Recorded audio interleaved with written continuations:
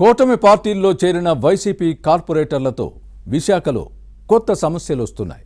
గతంలో తమపై పోటీ చేసి గెలిచిన వారే మళ్లీ పెత్తనం చేస్తుండడాన్ని కొందరు తప్పుపడుతున్నారు. కార్పొరేటర్లు అక్రమాలు చేశారని ఆరోపించి ఆందోళనలు చేశారు. ఇప్పుడు అవన్నీ సక్రమం అవుతాయా అని ప్రశ్నిస్తున్నారు. ఇక మేయర్పై అవిశ్వాసం నగ్గి కొత్త పాలకుడు వచ్చిన తర్వాత తమ ప్రాధాన్యత తగ్గుతుందేమోనని ఎమ్మెల్యేలు టెన్షన్ పడుతున్నారు. కొత్త మేయర్ వస్తే శాసనసభ్యులకు వచ్చే చిక్కులేంటి? Was the story?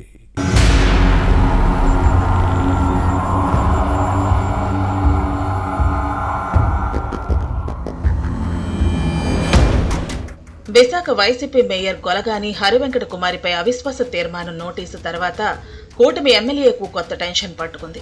Fan party mayor దిగిపోవటం ఖాయం. జీవీఎంసీ ఎన్టీఏ ఖాతాలో చేరుతుంది. టీడీపీ కార్పొరేటర్ మేయర్ అవుతారు. ఆ తర్వాత తమకు ప్రాధాన్యత తగ్గుతుందని శాసనసభ్యులు భావిస్తున్నారు. 2021లో జరిగిన జీవీఎంసీ ఎన్నికల్లో మొత్తం 98 డివిజన్లలో వైసీపీ 58 స్థానాల్లో నెగ్గింది. టీడీపీ 30 చోట్ల గెలిస్తే జనసేన 3, సిపిఐ, సిపిఎం, బీజేపీకి ఒక్కో స్థానం దక్కాయి. ఇక ఇండిపెండెంట్లు 4 డివిజన్లలో గెలిచారు. స్వతంత్రులను కలుపుకుని ఫ్యాన్ పార్టీ మేయర్ పీఠాన్ని దక్కించుకుంది. అయితే వైసీపీ కార్పొరేటర్లు నామమాత్రంగా మారారు. పార్టీ ఎమ్మెల్యేలే మొత్తం వ్యవహారం నడిపేవారు.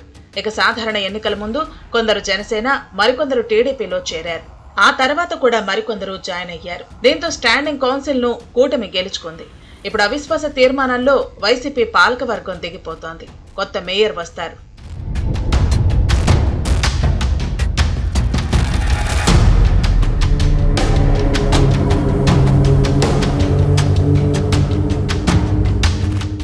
ఇక కూటమి ప్రభుత్వం వచ్చిన తర్వాత ప్రజలు ఏ పనులు కావాలన్నా ఎమ్మెల్యేలను కలిస్తే వారు అధికారులకు ఫోన్ చేసి చెప్పేవారు.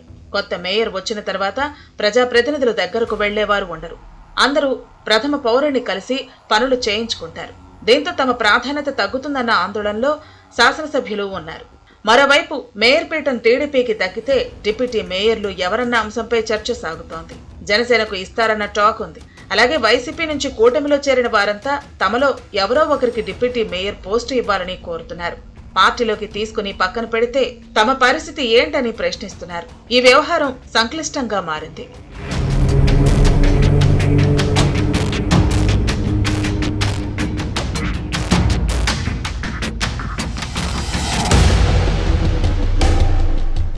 ఫ్యాన్ పార్టీలో మిగిలి ఉన్న కార్పొరేటర్లు కూడా కూటమి వైపు క్యూ కడుతున్నారు. దీంతో ఆయా డివిజన్లలో వైసీపీ అభ్యర్థులపై పోటీ చేసి ఓడిపోయిన వారంతా టెన్షన్లో ఉన్నారు. గతంలో వైసీపీ ఉన్నప్పుడు కార్పొరేటర్లు పెత్తనం చెలాయించారు. ఇప్పుడు కూటమిలోనూ వారి హవానే కొనసాగుతోంది.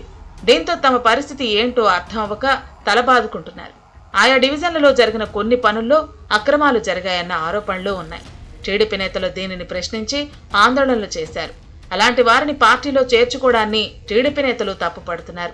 అప్పుడు అక్రమాలన్నీ సక్రమాలు అవుతాయా అని క్వశ్చన్ చేస్తున్నారు.